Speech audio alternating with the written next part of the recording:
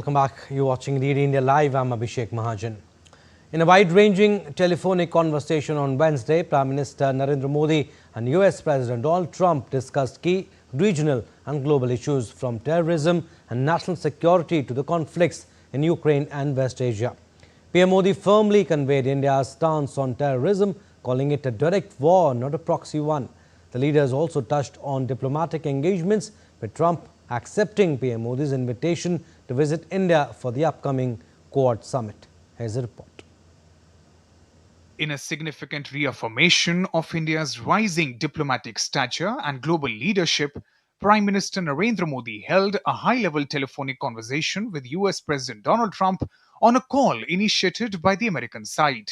In the 35-minute conversation that touched upon key issues of global and regional importance, PM Modi spoke with President Trump in detail about the recent terror attack in Pahalgam and Operation Sindoor.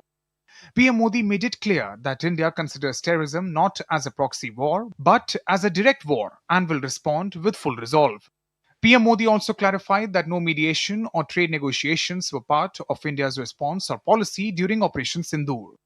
प्रधानमंत्री मोदी ने राष्ट्रपति Trump को स्पष्ट रूप से कहा कि इस पूरे घटनाक्रम के दौरान कभी भी किसी भी स्तर पर भारत अमेरिका ट्रेड डील या अमेरिका द्वारा भारत और पाकिस्तान के बीच मध्यस्थता जैसे विषयों पर बात नहीं हुई थी।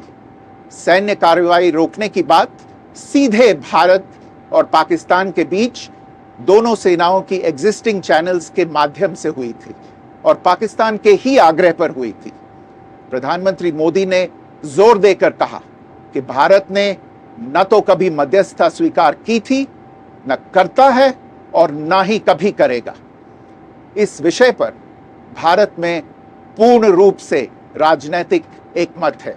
The two leaders also exchanged views on pressing global concerns, including the Russia-Ukraine conflict and the conflict between Israel and Iran in West Asia. राष्ट्रपति ट्रंप और प्रधानमंत्री मोदी ने इजराइल ईरान के बीच चल रहे संघर्ष पर भी चर्चा की। रूस यूक्रेन कॉन्फ्लिक्ट पर दोनों ने सहमति जताई कि जल्द से जल्द शांति के लिए दोनों पक्षों में सीधी बातचीत आवश्यक है और इसके लिए प्रयास करते रहना चाहिए। PM Modi invited President Trump to India for the next meeting of Quad. While accepting the invitation, President Trump said that he is excited to come to India. Indo Pacific क्षेत्र के संबंध में दोनों नेताओं ने अपने परिप्रेक्ष्य साझा किए और इस क्षेत्र में क्वाड की अहम भूमिका के प्रति समर्थन जताया। क्वाड की अगली बैठक के लिए प्रधानमंत्री मोदी ने राष्ट्रपति ट्रंप को भारत यात्रा का निमंत्रण दिया। राष्ट्रपति ट्रंप ने निमंत्रण स्वीकार करते हुए कहा कि वे भारत आने के लिए उत्सुक हैं। With strong US support and continued focus on counter-terrorism, the conversation reflected India's rising influence and commitment to regional and international stability. Nishchoy Roy for DD India. And US President Donald Trump said on Wednesday that Iran is now looking to engage in negotiations, but he dismissed the attempt, remarking, "I said it's very late." His comments come amid intensifying military clashes between Iran and Israel and increasing speculation about possible US involvement. I said it's very late, you know? I said it's very late to be talking. Mr. President. We may meet, I don't know, there's a big difference between now and a week ago. Declining to confirm whether the United States intends to target Iranian nuclear facilities, President Trump said, "You don't seriously think I'm going to answer that question. I may do it, I may not do it." Take a listen. You don't know that I'm going to even do it. You don't know. I may do it, I may not do it. I mean, nobody knows what I'm going to do. I can tell you this, that Iran's got a lot of trouble, and they want to negotiate. And I said, why didn't you negotiate with me before? All this death and destruction. Why didn't you negotiate? I said to the people, why didn't you negotiate with me 2 weeks ago? You could have done fine. You would have had a country. It's very sad. Iran's Supreme Leader Ayatollah Ali Khamenei rejected US President Donald Trump's demand for unconditional surrender on Wednesday. In a recorded speech aired on television, Khamenei said that the Americans should know that any US military intervention will undoubtedly be accompanied by irreparable damage. لا تهنوا ولا تحزنوا And of course, the Americans, those who are familiar with the politics of this region, know that America's intervention in this matter is 100% to their detriment. What they will suffer in this regard is much greater than what Iran may suffer. The damage America will suffer if it makes a military intervention in this field will undoubtedly be irreparable. Earlier, US President Donald Trump demanded Iran's unconditional surrender. Iran's leader Ayatollah Ali Khamenei issued a stern warning of a strong response to Israel. In his own words, vowed to show the Zionists no mercy. More in this report. Flames and smoke rose from a building in Tehran as the Israel-Iran conflict rages on. Israel-Iran conflict continues for the sixth straight day. The arch foes exchanged another round of overnight strikes. The Israeli military says that 2 barrages of missiles were launched in the first 2 hours of Wednesday morning. Explosions were heard over Tel Aviv. Israel's military earlier on Tuesday said it has struck Iran deep, hitting its nuclear, ballistic and command capabilities. We've struck deep, hitting Iran's nuclear, ballistic and command capabilities. The Iranian regime has spent years getting closer to a nuclear weapon. They have spent billions building a ballistic missile program. Our mission is clear: to remove the threat at its source.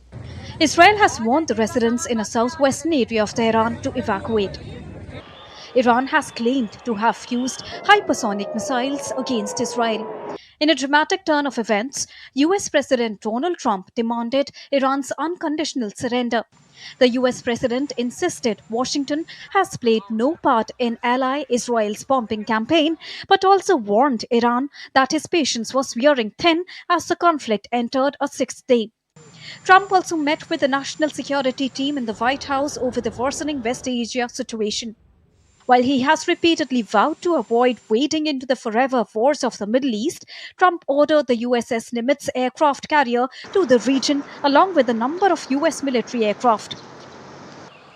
US also shut its embassy in Jerusalem until Friday due to the security situation in the region. This includes the consular sections Jerusalem and Tel Aviv. Meanwhile, Israel has begun flying home citizens stranded abroad by Iran conflict.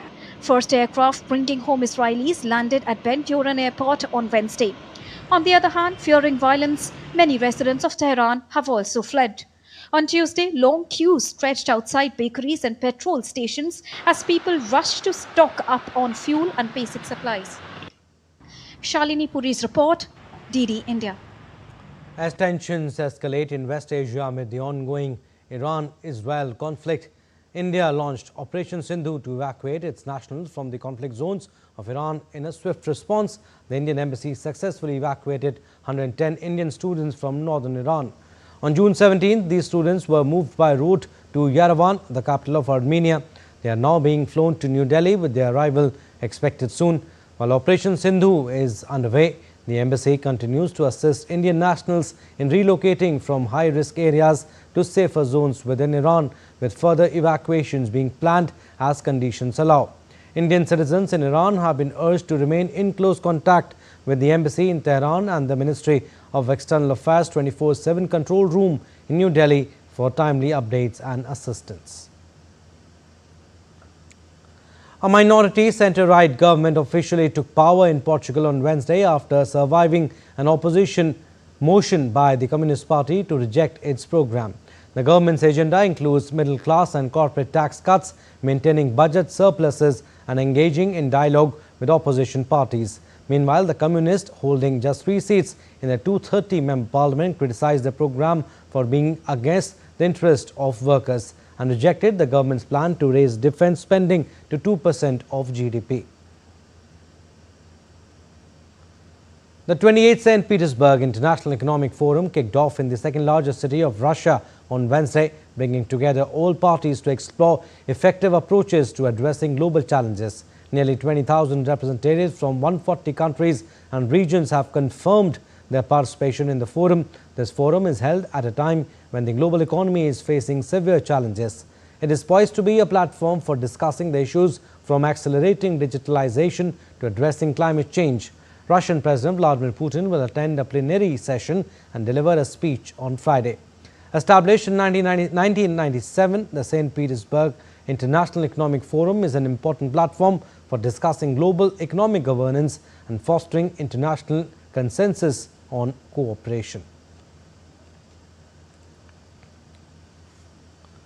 Bangladesh's economy is showing signs of serious stress as GDP growth slows, foreign investment drops and unemployment rises, sparking concerns about long-term instability.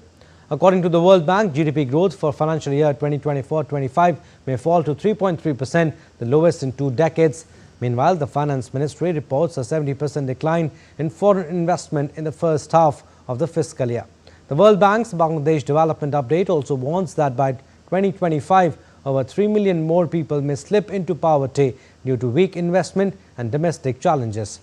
Experts caution that the national budget's reliance on imports instead of strengthening domestic industries may deepen the crisis unless urgent reforms are undertaken.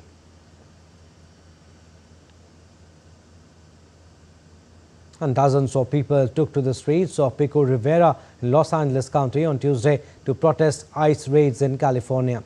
The ICE raids have triggered protests in California. Protests in Los Angeles prompted Trump to send National Guard troops and U.S. Marines into the city against the wishes of California's Democratic Governor Gavin Newsom.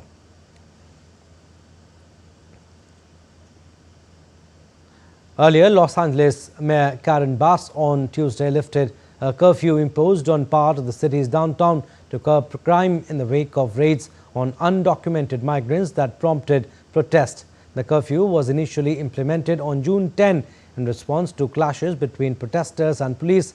Bass stated the curfew was successful in preventing crime and protecting businesses, residents and restaurants from vandalism.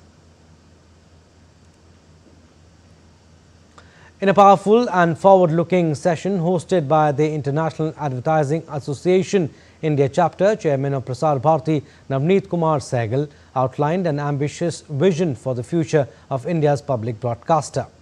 At an event titled Prasar Bharati, Unlocking the Potential, the focus was firmly on the evolving role of public broadcasting in a fast-changing media landscape.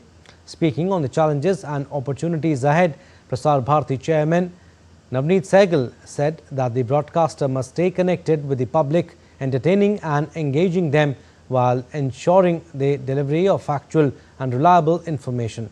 Stressing the importance of modernization, Navneet Sehgal reaffirmed Prasar Bharati's commitment to its core values, highlighting its distinct role in maintaining credibility in today's noisy and cluttered media space. I have put all of our stuff, your OTT, entertainment, TV, radio, all into this.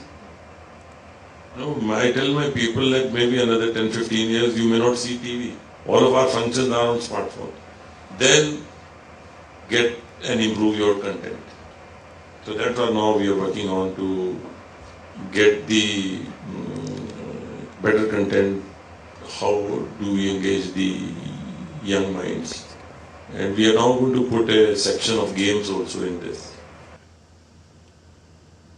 Earlier, ahead of his visit to Croatia, Prime Minister Modi was in Canada for G7 summit. We'll talk about this, but we are slipping into a very short break. On the other side, more stories. Keep watching DD India Live.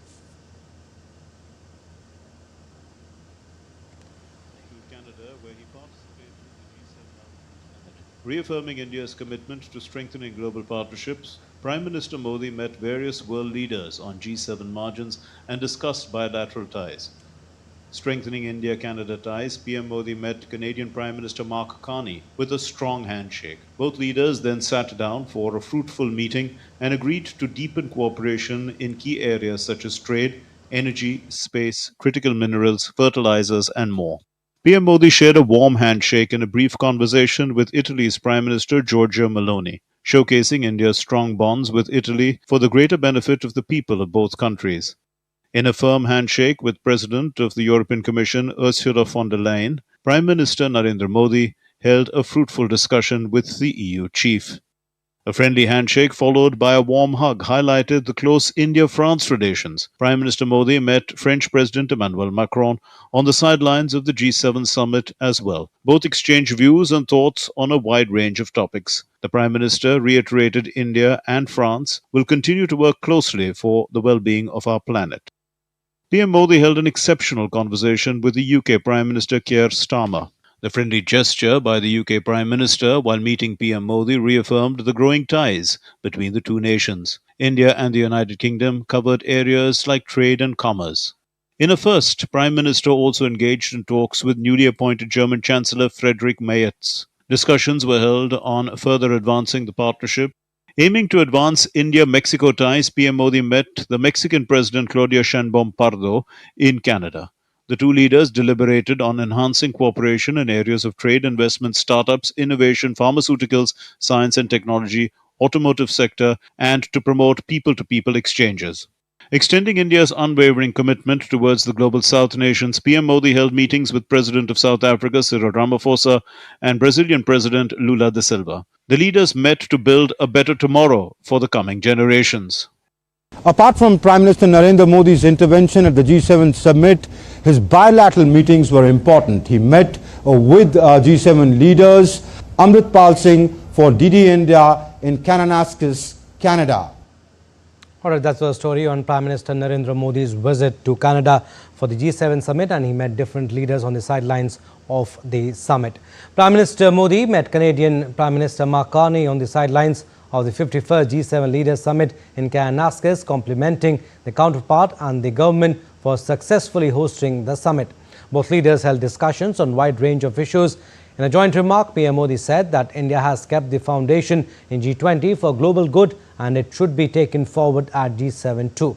PM Modi said India and Canada are connected by a strong belief in democracy, freedom and rule of law, and both the leaders look forward to working closely to add momentum to the India-Canada friendship in areas like trade, energy, space, clean energy, critical minerals, fertilizers and more, offer immense potential in this regard.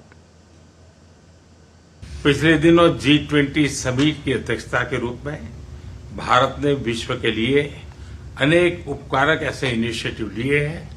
आज G7 के अंदर G20 में भारत ने जो मजबूत नींव रखी है उसको एक प्रकार से नए स्वरूप में G7 में उसके एग्जीक्यूशन की दिशा में ले जाने में एक बहुत बड़ा अवसर है और भारत इस अवसर का उपयोग ग्लोबल गुड के लिए करने के लिए हमेशा इच्छुक रहा है, आगे भी इच्छुक रहेगा। PM Modi said that India and Canada relations are very important in many ways. Many Canadian companies have investments in India. The people of India also have a huge investment on Canadian soil. लोकतांत्रिक मूल्यों को समर्पित Canada और भारत मिलकर के लोकतंत्र को मजबूत करना होगा, मानवता को मजबूत करना होगा, हमारे रिसोर्सेज का ऑप्टिमम यूटिलाइजेशन कर करके मानव जात के कल्याण के काम में कैसे ला सकते हैं, उस दिशा में हम प्रयास करते रहेंगे। और मुझे विश्वास है कि प्रधानमंत्री जी के चुनाव के बाद मुझे पहली बार मिलने का मौका मिला है, तो इस चुनाव के भव्य विजय के लिए भी मैं उनको बधाई देता हूं और आने वाले कालखंड में उनके साथ भारत और कनाडा मिलकर के अनेक क्षेत्रों में प्रगति करेंगे। And Canadian PM said that India's presence at G7 summit is a testament to the importance of PM Modi's leadership. He added that Canada stands with India in fight against terrorism. It's a great honor to host you at the G7. India has been coming to the G7, I believe, since 2018 in Biarritz with our French partners, and it's a testament to the importance of your country, to your leadership, and to the importance of the issues that we look to tackle together, from energy security, from the energy transition that you're helping to lead, to the future of artificial intelligence, to the fight that we have against transnational repression, against terrorism, against... And India and Canada have agreed to restore high commissioners in both countries. The announcement came after the two leaders met on the sidelines of the G7 summit.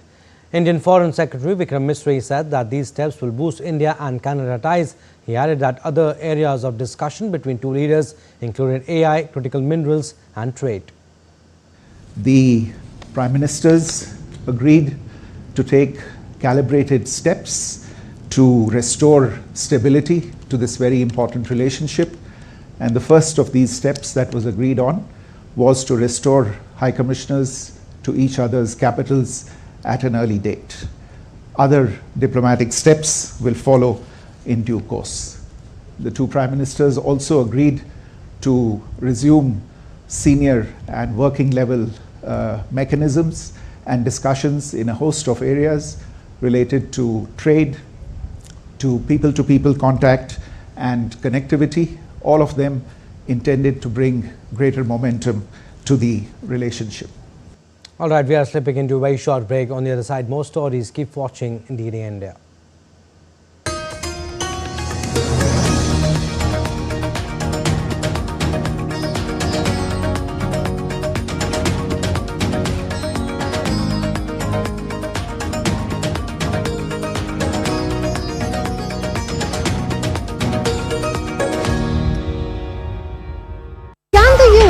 Launch a bombing campaign against Iran. The Philippines vessel suffered structural damage. The saga of child sexual abuse is the United States China's debt trap strategy. Truth is stranger than fiction. But sometimes hard to uncover.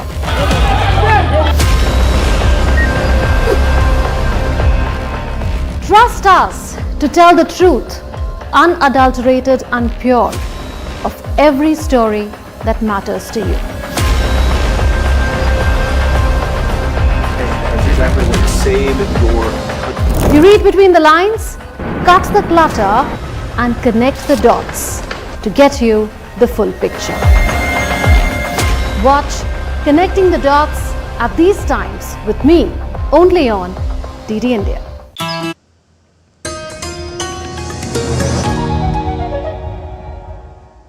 Welcome back. You're watching Indeed India Live. I'm Abhishek Mahajan. Some more stories. India commissioned its first anti-submarine warfare shallow water craft INS Arnala at the Naval Dockyard in Visakhapatnam today. The ceremony was presided over by Chief of Defence Staff General Anil Chauhan and attended by top naval officials. Built under the Atmanirbhar Bharat initiative, INS Arnala is designed for surveillance, search and rescue missions and coastal defence. With advanced weapons and sensors, this 77.6-meter warship marks a major boost to India's naval strength, reinforcing its position in the strategically vital Indian Ocean region. With over 80% indigenous content, these ships reflect India's growing self-reliance in shipbuilding and defence technology. The introduction of INS Arnala, the first of 16 indigenous ASW/SW ships, marks a pivotal moment for the Indian Navy.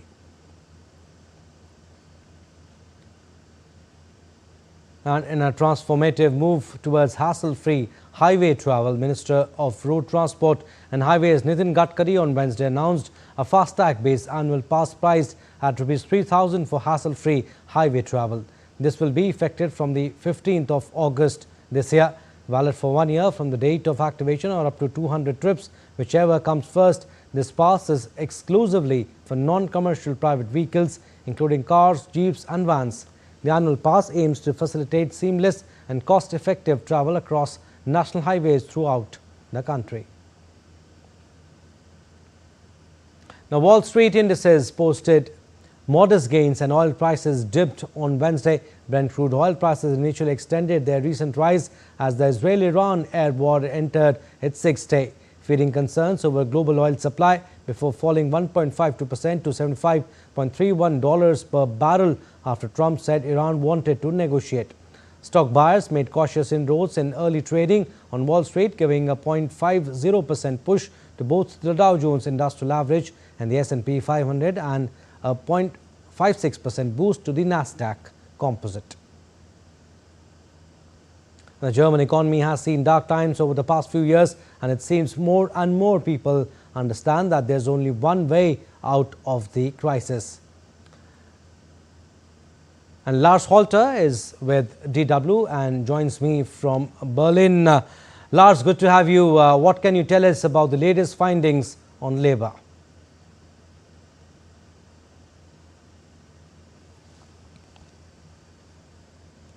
Thanks for having me. Well, I can tell you that I was surprised myself. For years now, we've heard a lot about work-life balance, and often from the worst angles. It seems fewer people these days want to commit to a full work schedule like generations before them. That's young people coming out of school or university that are entering the job market with a certain sense of entitlement, often saying outright that they're looking for a 4-day work week, or for a job that in some way allows them to spend a lot of time with their families. Now, I've spoken personally to HR managers who have told me that job applicants have asked right off the bat how often they would even have to be at work and how much of their work could be done from home. Some even have said, if I have to be at the office on Mondays and Fridays, then I don't want the job. Also, there was companies switching to 4-day work weeks to attract talent. I got to tell you, the more I heard such stories, the less hopeful I was for an economic recovery here. But now this new survey says that indeed many people are actually willing to work more. So there seems to be some hope after all. Lars, also, how come this trend was switching so quickly? Why are people willing to work more? Well, there's two reasons. One still has to do with a better work-life balance. About a third of respondents in that survey are saying they would be willing to work up to 10 hours, some even up to 12 hours a day on some days of the week. But of course, that means they might want to switch to a 4-day work week after all. But you know, working the same or even more hours just in fewer days. I guess this is actually the only way such a 4-day concept would actually work. And then there's obviously money as a strong argument for more work. People are saying that extra pay for longer hours would be a strong enough incentive for them to adapt to a more grueling schedule. And it's especially young people that seem to be willing to do just that. All right, Lars, we'll leave it at that. Thank you for your views. Moving on, thousands of people in Cambodia's Phnom Penh took part in an official rally to support the government's actions in an ongoing border dispute with Thailand. The rally, called Solidarity March, was led by Deputy Prime Minister Hun Maini.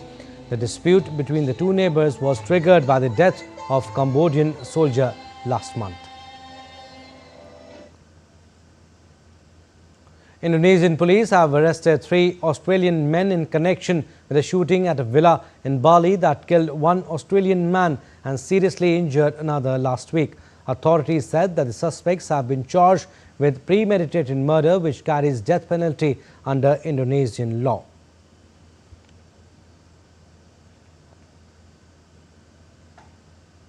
Over 1,000-year-old mummy of a woman was found during the installation of gas pipelines in Lima's Puente Piedra. After the unexpected discovery, pipeline installation work was halted to allow experts to expand the excavation area and recover artifacts. And France's Interior Ministry is planning to stop small boats from reaching Britain by changing its rules of engagement to intercept vessels. At present, French police are struggling to halt record-breaking surge of people from reaching the UK in small boats. This year, number of migrants arriving in the UK via the Channel had risen by 42% due to favourable weather conditions.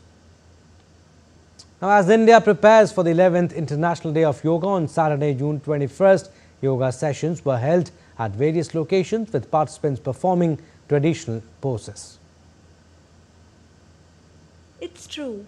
In yoga, the body whispers, the mind listens, and the spirit awakens. In a world that rushes forward with each moment, yoga teaches us to return to our breath, our balance, and the present moment. Let us now hear from some yoga torchbearers in New Zealand on what it's like to bridge the world holistically. Joining us today on GD India is Rohit Verma, who has been preaching the ancient art of yoga for more than 20 years.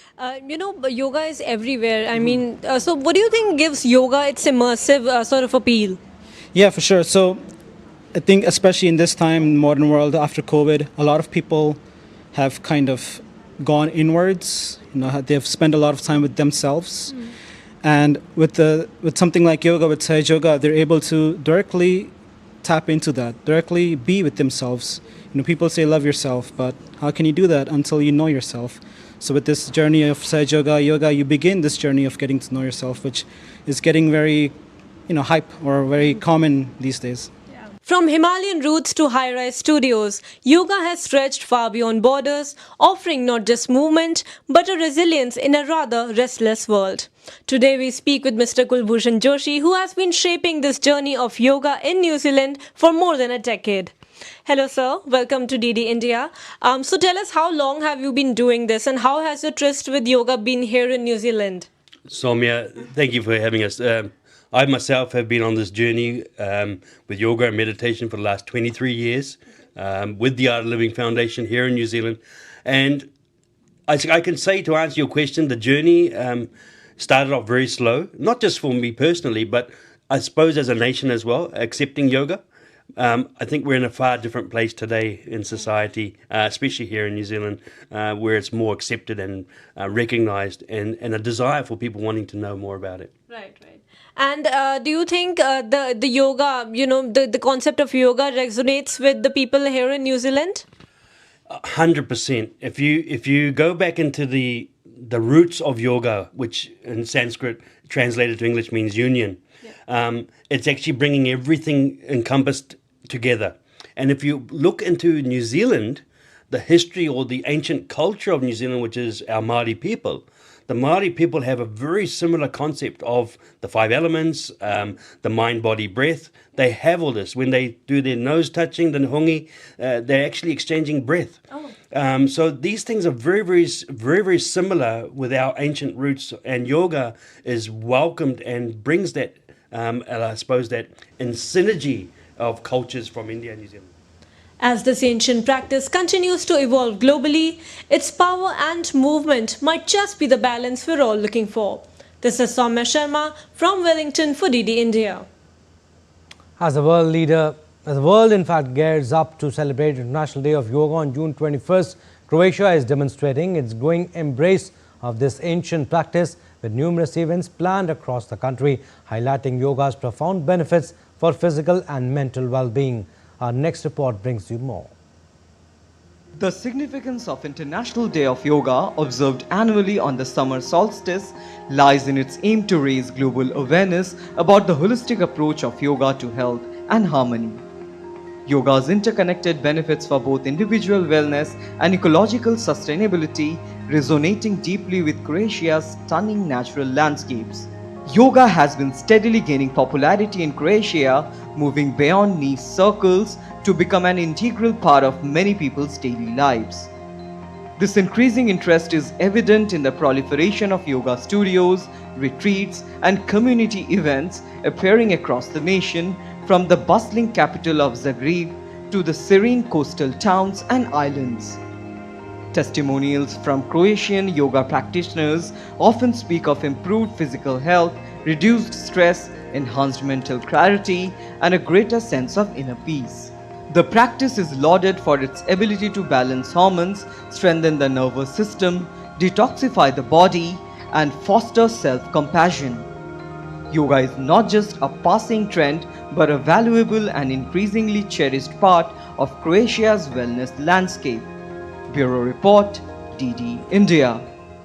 And from the Himalayas to homes across the globe, yoga unifies our body, mind and soul. It also connects people globally as more and more people are taking up this ancient Indian practice.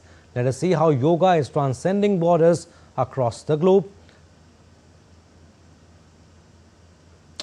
Alright, moving on. Irregular periods, hormonal imbalances and PCOS are challenges faced by countless women.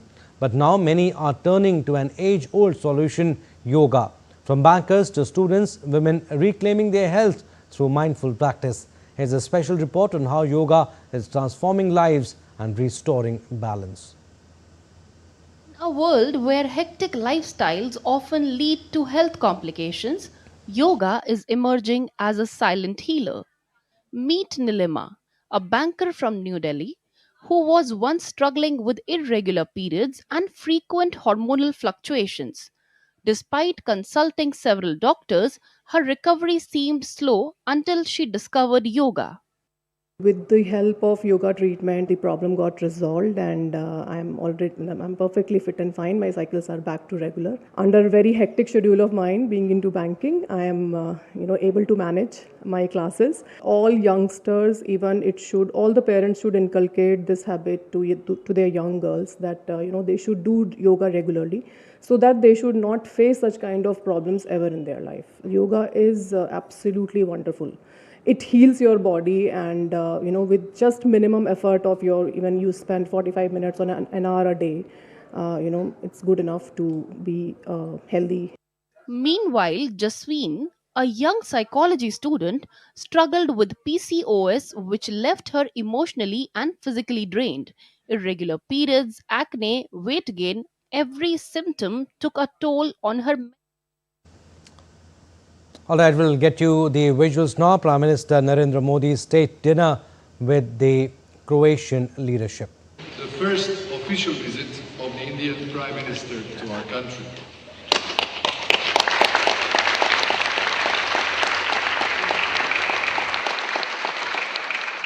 This evening, we are not only celebrating the enduring friendship between Croatia and India, but also reaffirming our shared commitment to a future built on mutual respect, genuine partnership, and a deep sense of common purpose.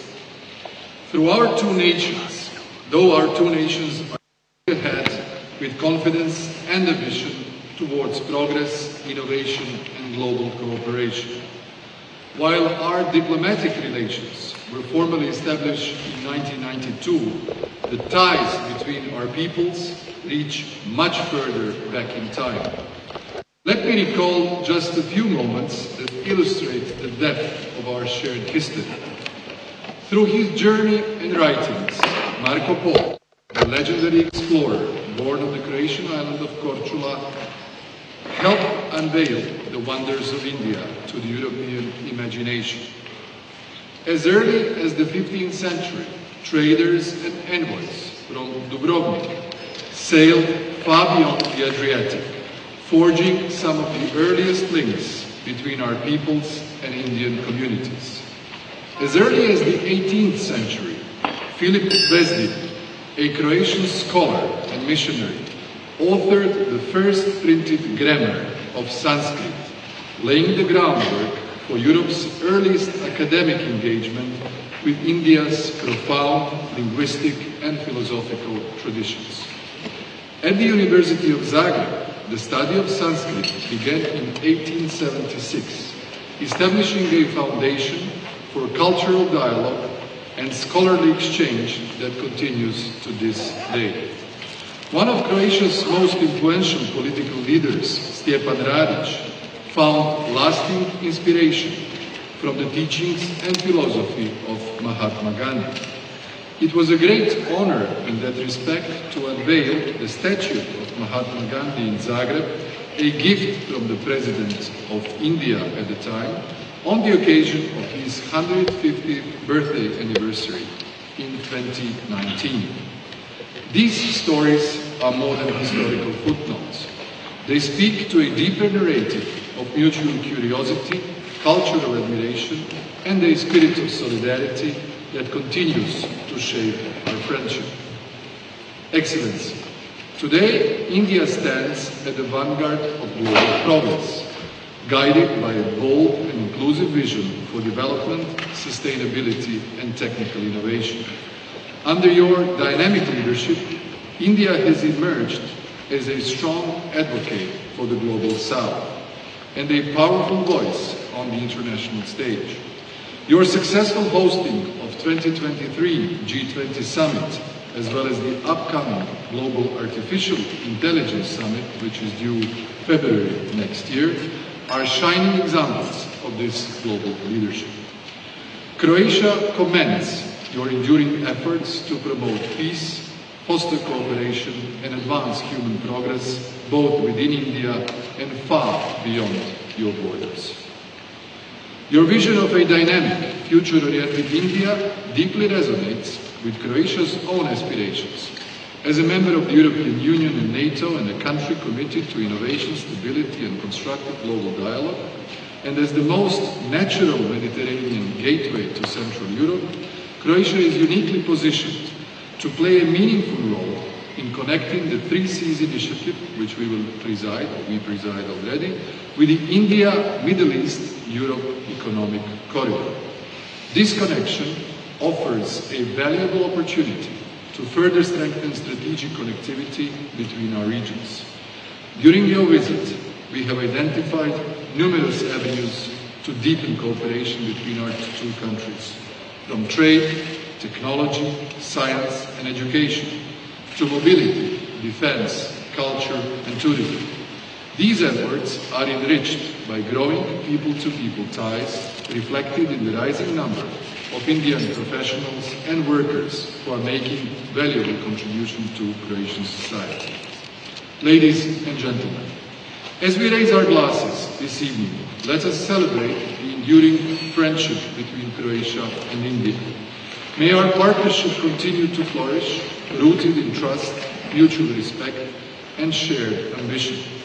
May our peoples continue to learn from one another, to inspire one another, and to walk together on the path of innovation, understanding, and peace. And may the future we build together be our shared success. To the health of Prime Minister Modi, to the friendship between Croatia and India, and to the bright road ahead. Jai Hind, živjela Hrvatska. Your Excellency, Pradhan Mantri Andrei Plenković, उपस्थित गणमान्य सभी महानुभाव, नमस्कार। मुझे बहुत प्रसन्नता है कि जागरेब के इस सुंदर शहर में मुझे आने का अवसर मिला।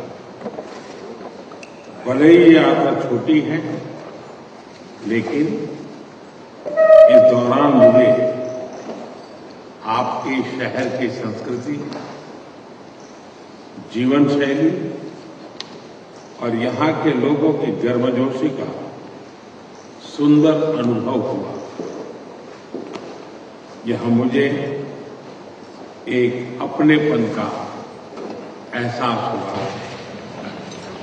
इन सभी तैयारियों के लिए और आत्मीय स्वागत के लिए मैं प्रधानमंत्री जी और उनकी टीम का हार्दिक धन्यवाद करता हूं।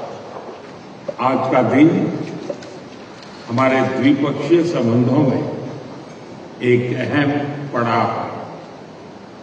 हमने बहुत से ऐसे महत्वपूर्ण निर्णय लिए हैं जो भारत और क्रोएशिया की साझेदारी को और मजबूत करेंगे और नए क्षेत्रों में मिलकर काम करने के रास्ते खोलेंगे। आइए हम सब मिलकर प्रधानमंत्री जी के उत्तम स्वास्थ्य के लिए, हमारे दोनों देशों के बीच घनिष्ठ मित्रता को और सुदृढ़ करने के लिए और हमारे लोगों की निरंतर प्रगति और समृद्धि के लिए शुभकामनाएं व्यक्त करें। All right, so these were Croatian and Indian Prime Minister Narendra Modi's remarks in Zagreb post the gala dinner. Prime Minister Modi attended gala dinner hosted by Andrei Plenković, Prime Minister of the Republic of Croatia. And that's all we have in this edition of DD India Live, but do let us know your thoughts on the news of the day. For those on the go, you can get all the latest news and updates from India and across the world on DD India mobile app. The app is available on both Android and iOS. Scan the QR code on the screen to download now.